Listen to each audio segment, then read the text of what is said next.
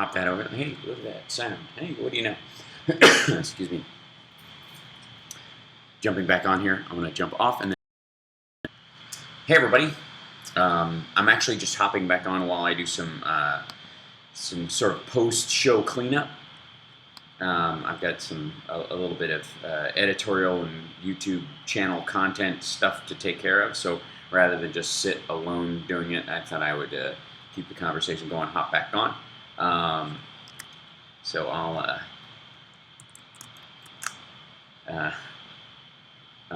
jump back in here real quick and do a little feed. Oh, crap, that's right.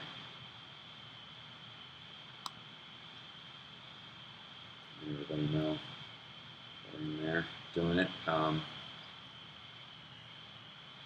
to be just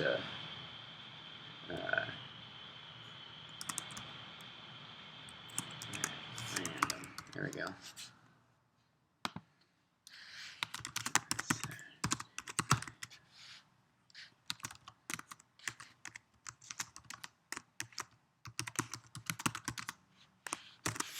Do some cleanup around this.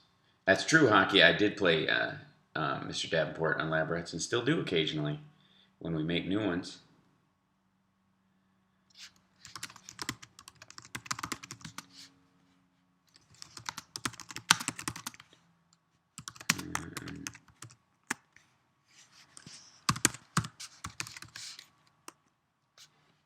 Here we go.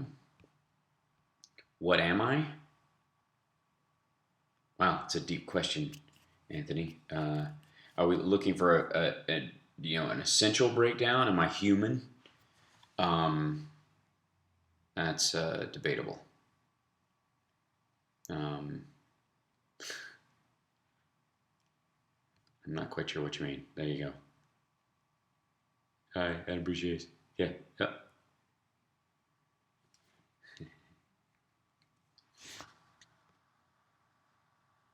Well, yeah, Anthony, what do you mean by what are you? Yeah, you've been in the chat a couple times. Yeah, hi. Let's see. Hi, everybody. Let's see. Let's do a straight up jump in here for 1 second.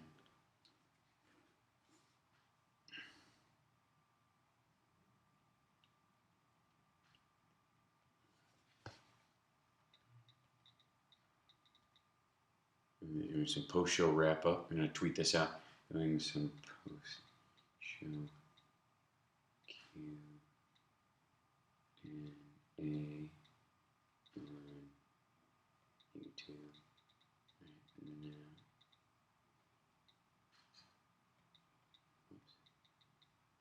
It's so funny because I'm using the business center here, and the building makes some weird noises.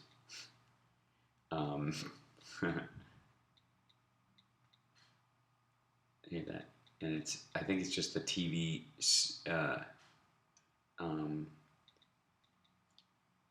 like switcher trying to work or something like that. Like it sticks and it doesn't quite work.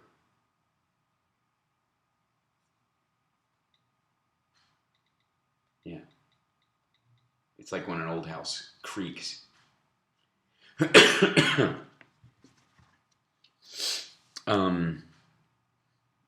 Do I know them? Sure, Hockey. How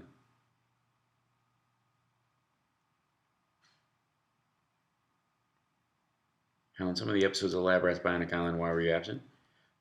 Because they were focusing on other characters. There's a lot of people on the show, and it's a little hard to fit everybody in all the time. So that's mainly why. In some cases, I was directing, so I wasn't in the episode. There's lots of different reasons. Other times, I was working on other stuff and wasn't available when they decided they wanted me in something. So I do what I can to shift my schedule around to make sure if they want me for an episode, I can do it, but it doesn't always work out. Yeah, Julie, I did. Sorry, I had to get out of here really quickly because there was somebody else using the business center, and I didn't want to. They needed to make an international phone call via Skype, so I didn't want to be, you know, um, kind of bulldozing volume wise. And I have no idea how loud I am when I'm wearing the headphones for the setup that I have here. So I didn't want to be, talking like this while they're trying to talk to their family in another country. So, um, yeah. Let's see. Where do I live? In California.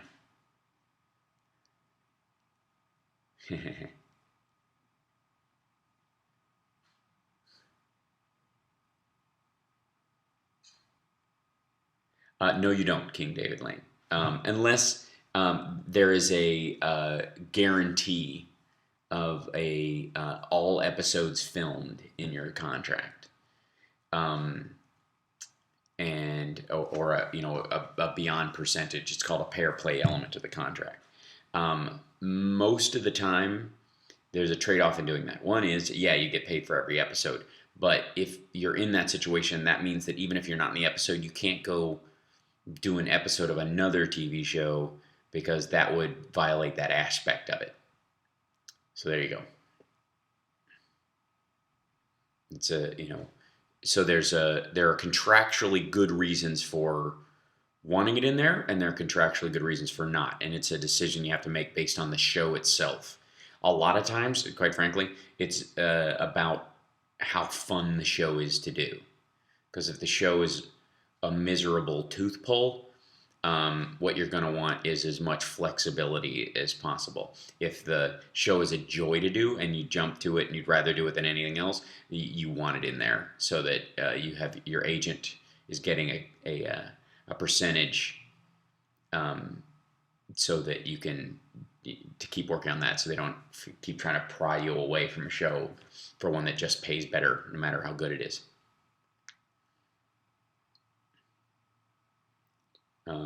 Chud is doing awesome. She is totally adapting. She's at Summer's house right now. She's in week one of getting used to her cats. She has two cats, Charlie and Lucy, and it takes about 2 weeks for cats to stop hating the smell of each other. And we're about at the midpoint, not doing bad. Now they are um, kind of evening out the hissing. Before, the other two cats were hissing at her all the time, and she would occasionally hiss back. Now they're hissing kind of evenly, which is actually a good sign. It means it's balancing out. In about another week, hopefully they'll even out. The funny thing is, she sleeps like hidden away under a bed most of the time, anyways, because she's so used to living under the house that's the closest thing. It's like in King Kong when you look at the Twin Towers in the old movie, and they look like the mountain he hung out on. You're like, oh, that's where he'll go. It's kind of her. Did we make you hungry with the taco truck talker? No. Yeah. Okay, Anthony, I'll check out your channel. I don't have anything planned in South Florida. The only ones down there that truly, and I don't know how far south you're talking about. We're talking Key West, because I think Marco Island. Hi, Tom. Marco Island is the furthest south of the clubs that I've performed at regularly, and that's a hike. Yeah, so I don't have anything on the schedule. That doesn't mean it's not being added. I just sat down with my agent 2 days ago and went through a list of shows for next spring. So we're already starting to fill up the calendar. Which improv, Michelle? Was it like Miami, or I don't know? Which improvs have I done there? I've done Ybor City and Tampa. I've done Miami. I've done. I don't think it was the Improv in Fort Lauderdale. So West Palm Beach. Okay, sure. Yeah, I used to live in West Palm Beach for a short while, and my dad worked for an architectural firm down there called G and Jensen, and so I spent summers with my dad in Florida, in West Palm Beach, and yeah. Yeah, I did hear about the Orlando hospitals not charging shooting victims. I feel like that should be, we have a National Guard kind of aspect in emergency situations, that covers the national defense aspect of certain extraordinary circumstances. People are under rubble, that kind of stuff. Those people do that on kind of a pro bono and are taken care of, in practicality by the state. I think there's an element of medical facilities should do that naturally. Yeah. Excuse me. I can't dial down the sound and not cough in your face right now. Yeah, we're live again, Carl.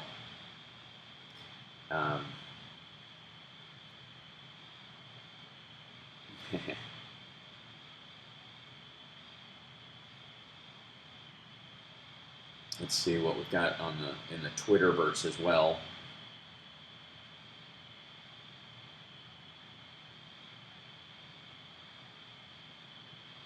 That's so funny. I didn't realize my tweet went out Q&A. I put Q&A and it came out A&R in the... That's hilarious. I don't even know what that... I think people... I got a bunch of musicians following me all of a sudden because they think I'm an A&R rep. That's hilarious.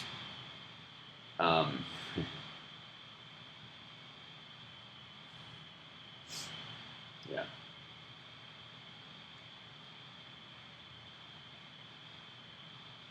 I don't know how many people saw that, like that odd picture that they posted that was not a released photograph from the QA, the Queers Folk, like shoots that we did. Like this one was supposed to be, I guess, it was, it's just kind of like a cast-off shot or whatever.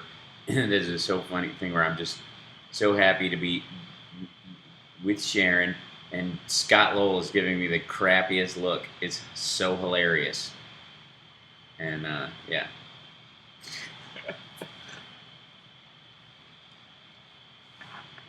It was so funny. Scott's such a sweetheart. It's just, it's funny because it's clearly one of those moments where, you do drift eye and it has nothing to do with what you're looking at. Like, I don't think he wasn't shooting me a crappy look at all. None of that. But I will say that he's the one actor on the show that I could make a joke about getting a crappy look from and it would be okay. Everybody else would get all tender. But Scott's pretty bulletproof when it comes to that stuff. Yeah, it's a good time.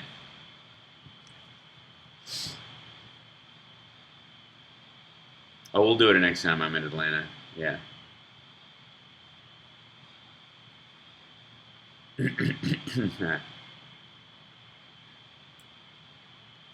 Yeah, I think that's the nice thing about the what a terrible chair. It's a good thing about being on video is that you're completely safe.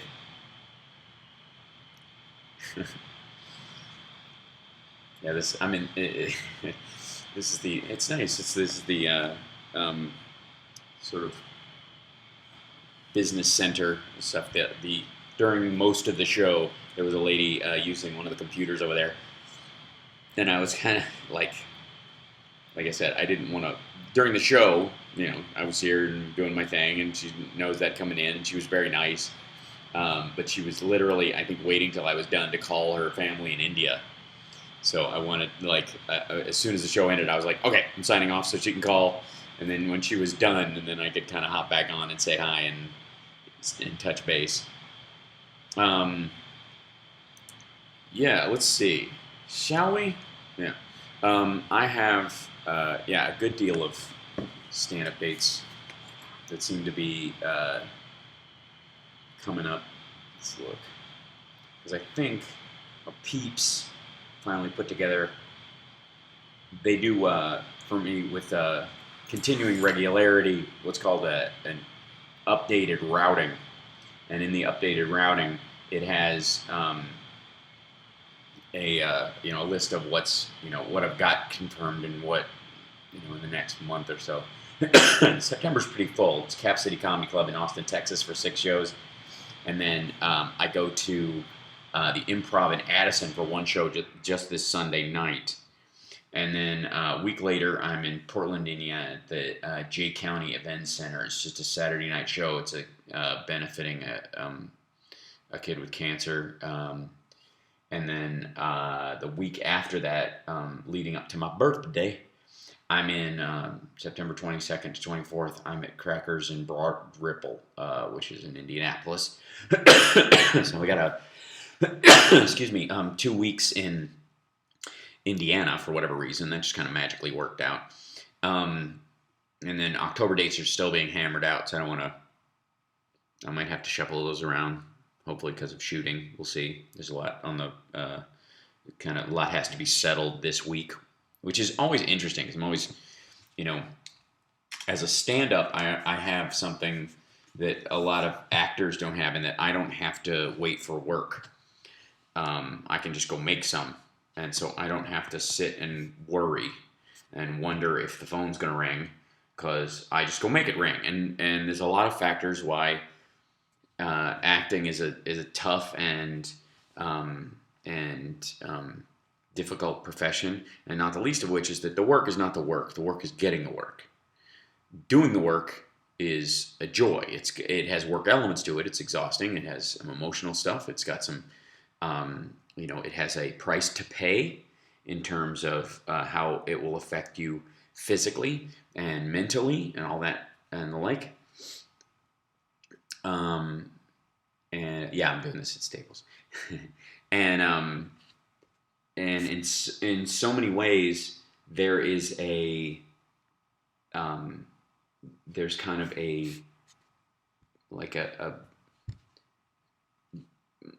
you take for granted, I take for granted sometimes as a stand-up that I don't live the same experience that a lot of actors live, because it's literally, they have to, this what I would call like sort of a 5-point element when you get an acting job that most people don't consider. They just think, as an actor, the project, first of all, you have to be right for the character, period. The right type.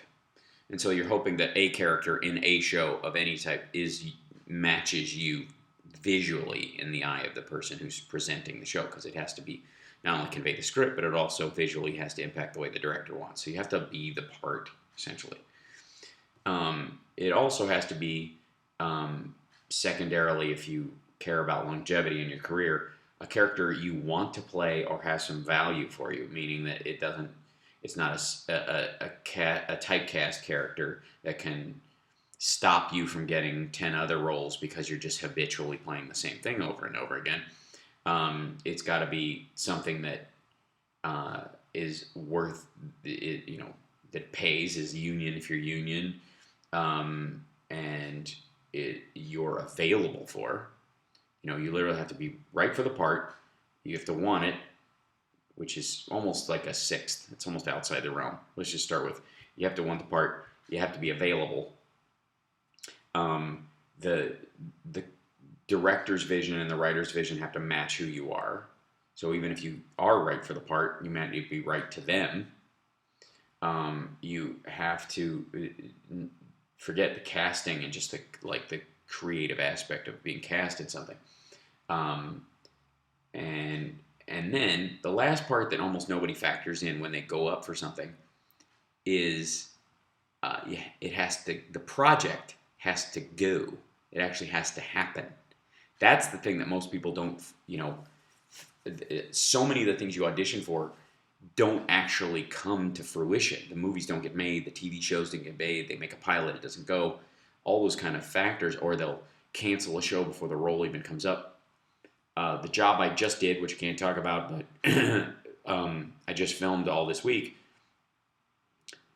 in many ways is they cast me while I was while I was traveling, and I had to modify my plans and come and do, just change everything show up. Now I was not, the casting people were awesome, but it wasn't kind of a factor of casting. It was just that they were aware of me, presented me, everybody jumped at it. That was that. I didn't have to audition, any of that. But even though that role was fitting to me, was worth doing, I very well could have made the decision that, um, stand-up pays better, or it might not. Sometimes the stand-up shows don't pay better than the TV shows, but it's important that you not lose that town. So you can't cancel a show, even though it's almost a hell gig, because the people of that town are awesome. Even though the club might not be great, the pay may not be great, but it's a great audience for what you do, and that'll affect what they'll watch and blah, blah, blah. So you can't ditch out and lose that for the next 2 years, that kind of stuff. So there is, there's those 5 factors when you're trying to act. Are you right for it? Do they think you're right for it? Are you available for it? Is it, is something you can actually do, and then does it get done? That's totally outside whether or not you deliver on the day in the room as an auditioner. And a lot of times people who, I've said this a lot, but it's true. There are a lot of people who audition very well who can't act at all. And there's a lot of great actors who can't audition for hell. They're, terrible at auditioning. Mainly because in an acting role, you're operating with another actor and you're both in the scene. You're both reacting to the material. You're in character. You're creating something. And then on the, in an audition, you're reading with someone who's reading off the paper, who's not an actor, who doesn't really have an investment in the material. And so the better an actor you are, the worse reactions you will have, because you're used to involving your other actor, becoming part of them. So in many ways, the better an actor you are, the more of a nightmare auditioning can be. And there are tons of crap actors who just own the auditioning process because it's all presentational. They might as well be putting on a one-person show. It has nothing to do with true acting and collaborative emoting. It's just a mechanic. So anyways, so that's the factor in terms of what actors go through in that. Now, as a stand-up, I also have to go is it worth not doing stand-up weekends or stand-up shows to do artistically, which is a nice question to have. It's sort of a first world problem as far as actors go. But the reality for a lot of people is, can this, if it's worth canceling other work to do, honestly, Julie, I don't know when I'll be able to say. It may not even be till spring of next year. Because that's the lead time on this particular thing. And it was so quick and hush-hush, and I signed so much paper around it that I even set pictures I took. There's a huge question about when I could release them, because there's one of those things like, I don't even know you could tell where I am. Just go like, hey, I'm working this week doing this, and be prepared, like just normal T stuff that I can't do because the project itself has enough prying eyes and enough people who are interested in the backstory of it that they might, they'll go, aha, that's whatever, but it's not Lab Rats and not a Queer as Folk movie or reunion, so I can tell you that. And I can tell you what it's not.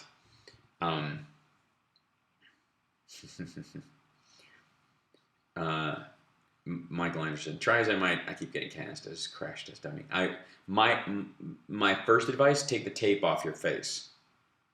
That would be just take a step back and go, why do I keep showing up in an orange jumpsuit with weird little tape circles on my head?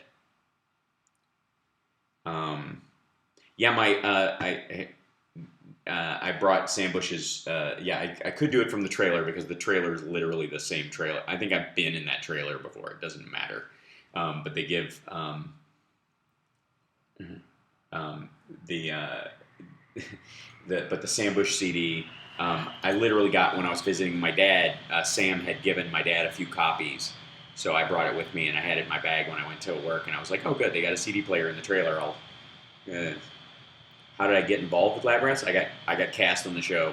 It was that simple. More and more,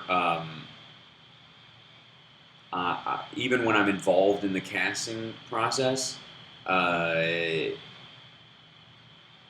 it's and I have to say the casting people on this last project were just lovely. I met them after I had already shot everything. They're really terrific, and they certainly played a part in me being there. But I find myself in an awkward situation in that I have been cast in things because producers like my other work, or directors like my other work, or I am known as trustworthy and a hard worker, and therefore it doesn't go through the regular casting channels, and when it does, it's perfunctory, meaning that I come in on third callbacks for producers, and they just compare me to the other people who've been auditioning for weeks. Which, I mean, if you've developed a body of work and people trust that you can deliver, the initial auditions shouldn't be a necessity. They shouldn't be, there's no reason why I shouldn't go straight to producers, even when I am still auditioning for something, because those first couple of auditions are almost, can you sit in front of people and read, not embarrass yourself, and can you make the audition and show up on time? It's really silly. So the second callback or the third callback are oftentimes like, okay, he's shown up twice, he's not a flake, so now we can see if he can actually do the job.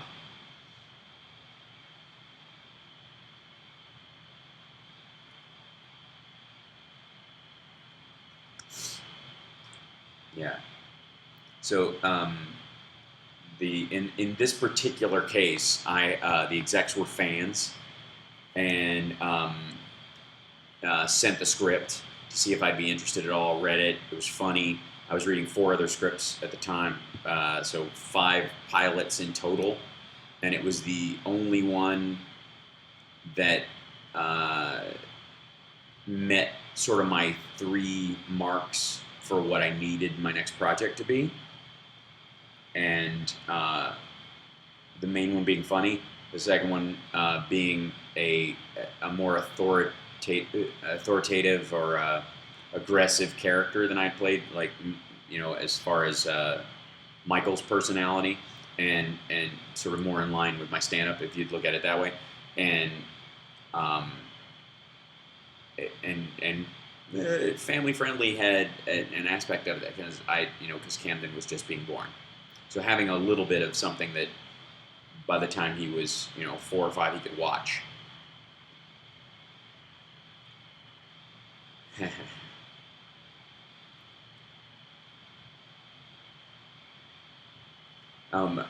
Well, thanks. Yeah, I keep trying to push more of my impressions into my stand-up because I have so many of them. I could almost do an entire set just of that stuff, and I, quite frankly, just haven't.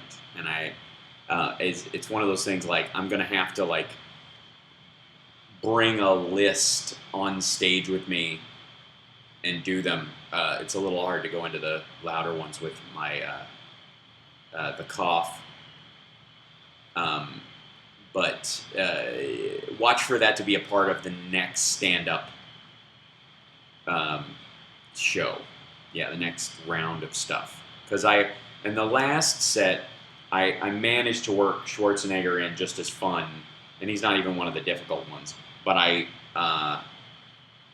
do what I would call the comfort Schwarzenegger, which is not the yelling one, but the more the trying to, the speaking, this types of thing, just the bass is kind of, this normal talking, which I find more interesting than when you do the exaggerated version of somebody. I think it was kind of like, I was really inspired by Phil Hartman's Jack Nicholson, because he would do kind of, instead of doing the "Hey, I'm Jack" kind of crazy stuff, he would do this really subtle version, and I think that's you know really impressive. And so I've been working towards bringing more of that, and my Goldblum these days is kind of spot on. I'm just trying to find the right landing strip for it in my show. Let's see. Oh, thanks, Carl. Yeah, that I have that on. That it literally is on my desktop computer, which is not is currently without a plug because it didn't make the move in my apartment. That show at the outhouse, at the ice house. Sometimes it feels that way. At the ice house, it was about about the car wreck and all the other ancillary experiences from it. Is in and of itself it was taped, luckily, and I'm going to release that as a CD just because it kind of was special in terms of that. I don't know if Adam and Leo will be returning to Lab Rats. I don't quite know when our pickup is, so I don't know that whether they could or not. That's always a factor. In the case of both of them coming back or wanting to come back, there is always an issue of, if it's, say, before the end of the year and we get picked up and we do a couple, the chances are higher. If we don't get picked up until way late in the year and they don't get into production geared up until, say, January, then the chances that they are in a pilot that has what's is sort of in the A position, letting them out to do it is harder, especially if it's a competing network. So if they get cast in another show, let's say in in January or February, which is around pilot season, they would have to go to their network and say, "Yeah, I'm casting this pilot, but they want me back on my old show for a couple episodes. May I?" And that it would genuinely be up to that network to let them, because nobody does a pilot without being put in there. It's funny, Carl. The reason I said outhouse was because I was just in Kentucky at my dad's house. It's true, and it's not because he has an outhouse, although some of his neighbors do. It's because there's a comedy album I think it's called Outhouse Blues, which is the filthiest album I ever heard in my life, and that includes like anything from Red Fox or that zone of the comedy world, any Dice Clay stuff you might ever think might be offensive. Like, this was and it was all songs. It was all dirty, redneck songs, just filth. And I looked through his record collection trying to find it. Each time I've gone through like a different section of albums trying to find, and the irony is it'll probably be mixed in with a bunch of albums that I got and is in storage or something like that. But every time I'm back there, I look for it. I'm going to spend Halloween Day. I'm going to volunteer at Camden School, so I'm going to help with their Halloween program, and then probably be there for a couple days with him. Like just spend time with Cam for Halloween.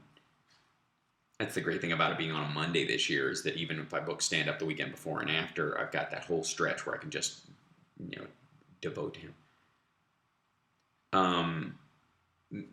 There hasn't been an episode of Lab Rats because that's Disney dragging it out to see if they can hedge their bets, to see if any of the other shows they have take off, and if they don't, they'll pick up Lab Rats, and if they do, they'll bump it as far as they can and keep the kids in the cycle. We'll see. I mean, there's all sorts of strategic reasons why networks do that. Disney is well known for dragging that stuff out as long as they possibly can. So, there's a lot of theories, about it. But, and some I won't go into because I don't want to get myself in trouble with the network and speak out of school. But if you ever see me in person, I'll give you the full rundown. Hi, Leonard. Or sorry, Leonardo. It says Leonardo. There's a glare on my screen. Am I missing out on technology? Is there anything new about LPs that I'm missing out when it comes to quality?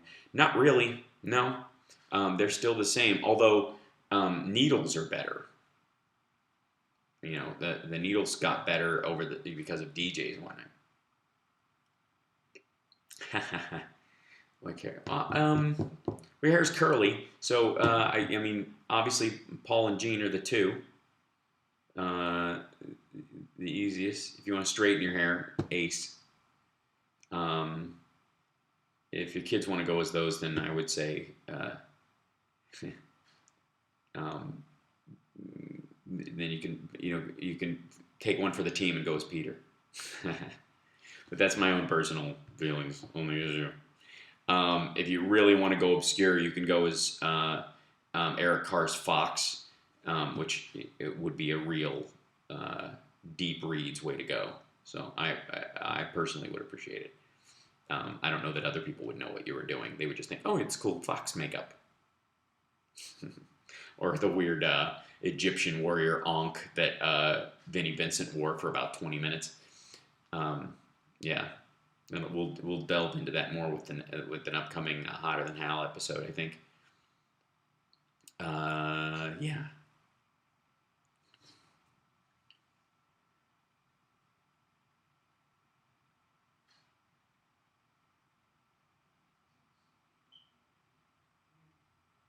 I don't know that I mean, my girlfriend's a big Steelers fan. I obviously love Chicago, so I'm kind of a Bears fan, kind of, but I don't really give a crap about team sports all that much. If I like it when I like the communal aspects of sports. I kind of don't care about the winning and the losing aspect of it. So it's why I love the Cubs to some degree. It's why I like the Pirates. It's San Francisco 49ers have that kind of a being in touch with the town in many ways. That's what I think is the best aspect of it. But if you like the Seahawks, knock yourself out. I had a pretty funny bit about the Seahawks winning when I did Seattle and I did stand up. But I don't think you're old enough to go to the show, so you'll have to wait a couple of years. Green Bay. Green Bay? Mm-hmm.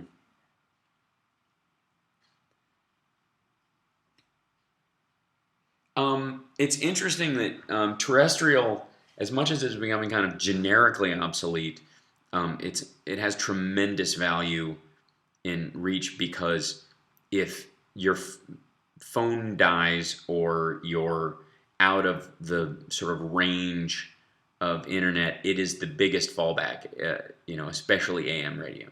So I think, and CPT is still incredibly important as that it's one of the few progressive stations that's actually cranking out its own content. Wayne's show and others, and then carrying all the other main ones, being kind of almost the root station for a bunch of those, as the other progressive stations have gotten eaten by the Clear Channel monster.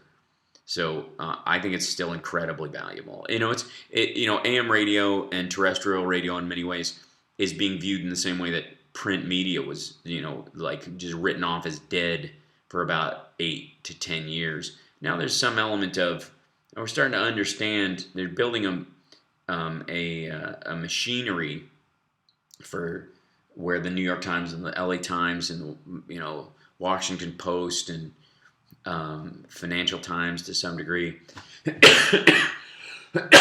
are increasing, and I think the Guardian has played no small part in reminding people the value of having functional newspapers with good investigative reporting.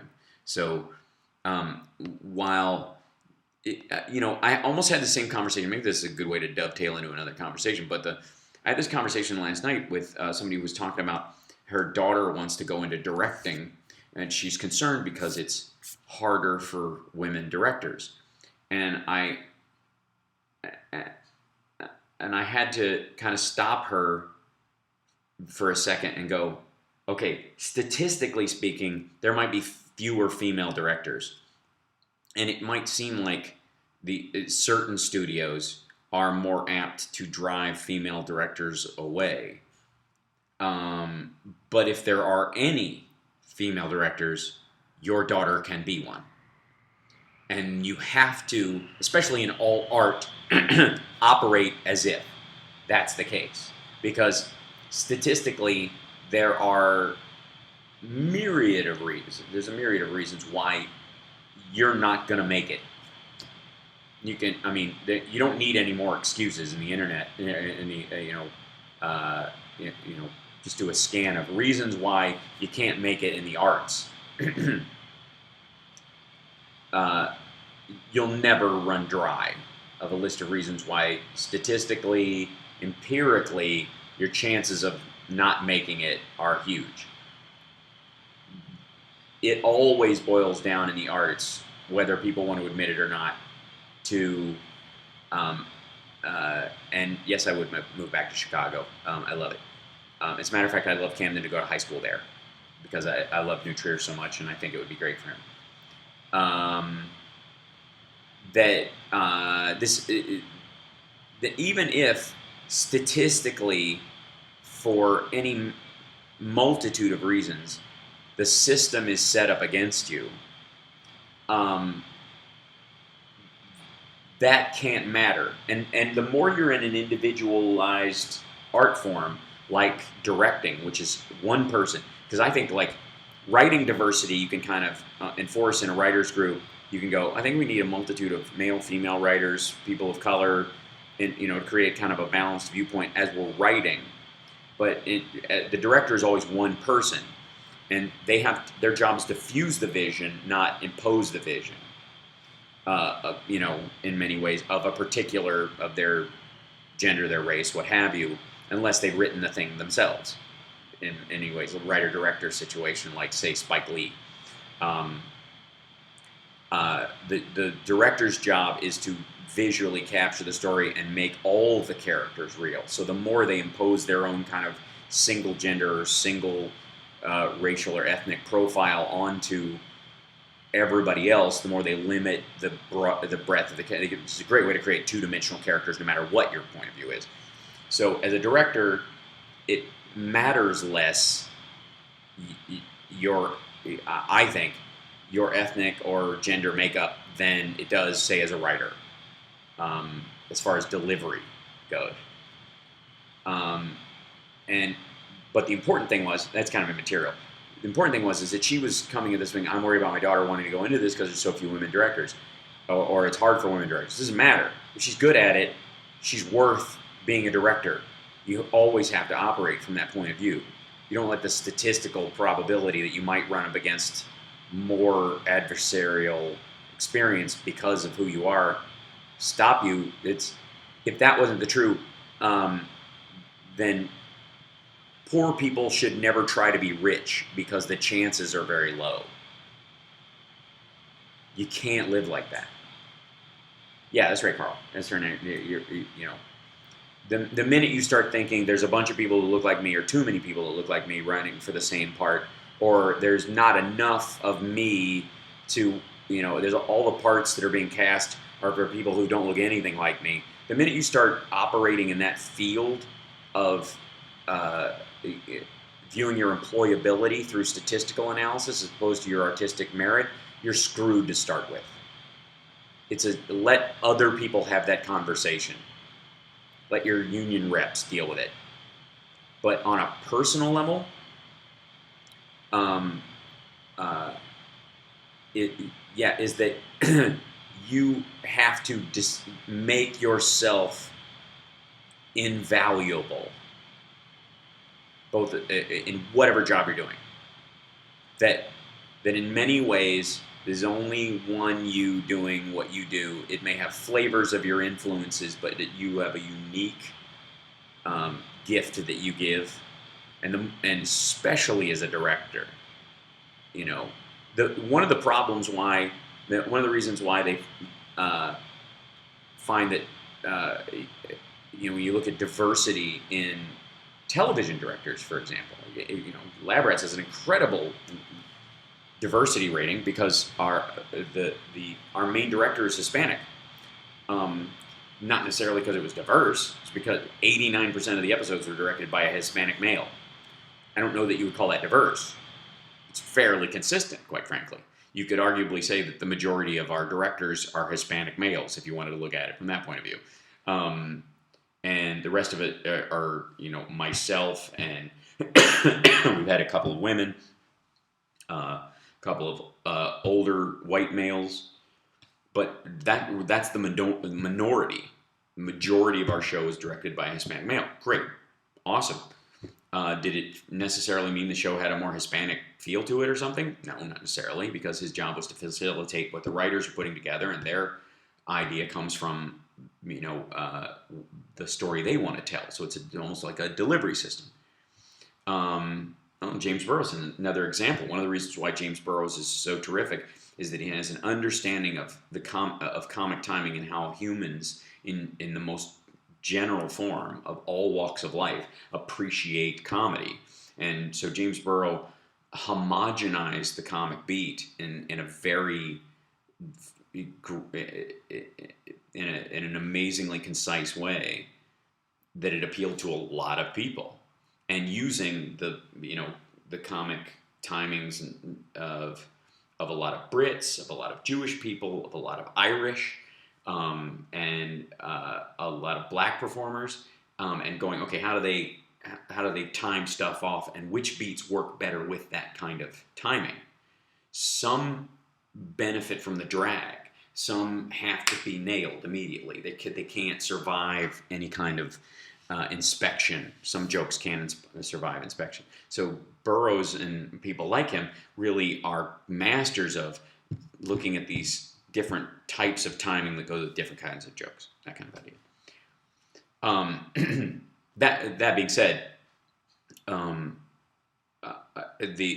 in television, since you're doing much more of a delivery, it's not like writer-directors in film or a director finding a script that they feel like they have a particular viewpoint on and then delivering it, which happens a lot too. Television is a lot more of a producer's medium, and so you're kind of the mid-zone with that. Angel Parker's the best. She's awesome. Just beautiful and smart and self-deprecating and great timing. And as a director, she takes notes well and delivers. She's incredibly professional, and if she has a problem with something, she's not afraid to ask everyone around her for ideas. And if she's got something, she doesn't feel like she has to be unsure of herself and ask around. Who was the most surprisingly nice / mean person you've ever met? Mean people. I've met a bunch of them because I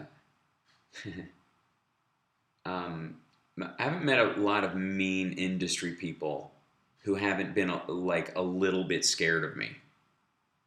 I think the only ones who are kind of mean that I've been around have never been mean to me to my face, if that makes any sense. They may have, like Dennis Miller, pokes at me when I'm not present sometimes, but never when I'm around. So whatever, kind of don't care. But Henry Winkler is probably the nicest human being in the world. And I didn't know what to expect meeting him. I never expected him to be anything but nice. But he was so vociferously nice and lovely when I met him that he's just charming and sweet. Scared of me in two fronts. One is because I'm not stupid and I can make a good joke. And if I get into an exchange with someone that comedically, I think it was, is it Shakespeare? There are no fools so troublesome as those who have some wit about them. that there's some concern that I can give as good as I get, and the other thing is that I can fight. So I think there's a little bit of, that's understood in the industry. People don't tend to pick on you if they think you can, mess their face up because that's what they work with. I have met Tom Hanks, and Tom Hanks was awesome. Now, granted, I was doing I understand he can be stern with some people, and he's got an anger issue in theory. Never experienced it. Always found him to be lovely. I did a We Spark event with him, a cancer benefit. He was and is great. Love Tom, no problem. Billy Unger is not particularly short. He's shorter than me, but that doesn't mean he won't continue to grow. I think, Julie, that in some ways Tom Hanks may have the burden of moving from comedy to drama very well, but that the expectation about whether or not you can sometimes puts you at odds on set with people, and that because you can joke around and be friendly, and I've experienced this certainly in my life. I've just resisted the urge to lash out about it, but there is certainly an aspect that as a comedian and as a comic actor, that when I am doing drama, that while I may joke around on set in between takes or in between scenes, that while I'm actually in the process of working on something, that we can just kind of, be flippant and use up the space. People can be kind of dismissive of any process you might have. Now, I don't have a lot of process, but sometimes people can try, can step on it. That's correct, Dio. Hold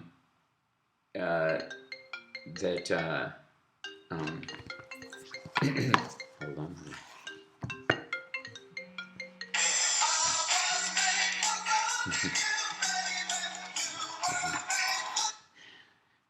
That's summer calling, so it's time for me to move on, kids.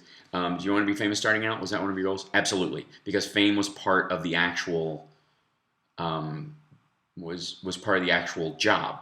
It wasn't that I wanted to be famous because I wanted people to like me, but that you couldn't have one without the other. Great actors that have great careers that make an impact are famous. And so since fame is going to be a part of it, it's not something to be avoided.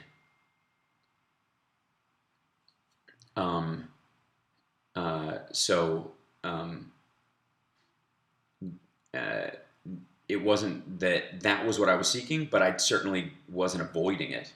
Yeah. Cheers, Tom. You have to be famous to be successful in this business. That's kind of it's a visual medium. So I think some people who go, I just want to be a great actor and I don't care about the fame or whatever, is kind of BS, and I don't think they do themselves a real service. So anyways, be well. I will talk to you guys later. I've got to go. It's almost time for me to leave for my flight. Oh yeah, it is. Anyways, I'm glad I got to do this. Whatever. I just had to jump off of the other show. An introvert. I don't think I'll do well with him. Here's the thing: you can be introverted and be famous. You just handle it differently. You just understand that crowds aren't your thing, but interviews can be. As long as you're able to dictate your public presence to the world and manage it, that's part of being famous too. It's okay. Most people think that by being famous you have to do everything all the time and like everything all the time. You certainly don't. Draw your own lines, be your own human being, but understand that you're going to have to be famous to be successful in this industry, to one degree or another. And if you kind of blanketly go, I don't want to be famous, I just want to be, left alone to act, then that's fine. But you'll toil in obscurity and you won't make much money. And that's fine too. But don't pretend that you want to, that the rich part of it and the fame part aren't tied together, fused, because visibility is the reason why you get paid to do a job. So there you go.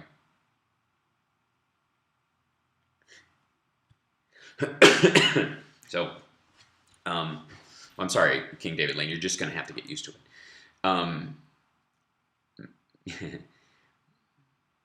Thank you, Jennifer. Mr. Davenport is my favorite character too. Anyways, be well. I got to run. I hope that answered some questions. We'll do more of these as we go along, and at least the internet worked enough for me to be able to squeeze out radio this week. You guys are awesome, and I will see you again real soon. Like and subscribe, and add all that on. All the links are below for all my Instagram and Twitter feed and all that kind of stuff. So cheers.